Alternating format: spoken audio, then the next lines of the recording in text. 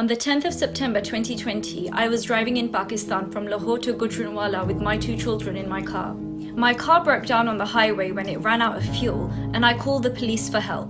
While I waited for the help to arrive, some men broke the windows of my car, dragged me and my children out of the car, dragged us to a field, and gang raped me multiple times in front of my children. The rapists stole my jewelry, cash, and bank cards.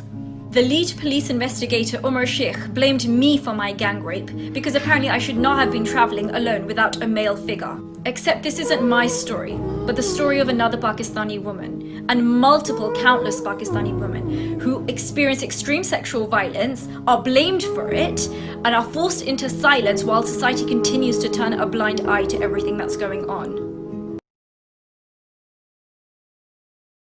On the 10th of September 2020, I was driving in Pakistan from Lahore to Gujranwala with my 2 children in my car. My car broke down on the highway when it ran out of fuel, and I called the police for help. While I waited for the help to arrive, some men broke the windows of my car, dragged me and my children out of the car, dragged us to a field, and gang raped me multiple times in front of my children. The rapists stole my jewelry, cash, and bank cards.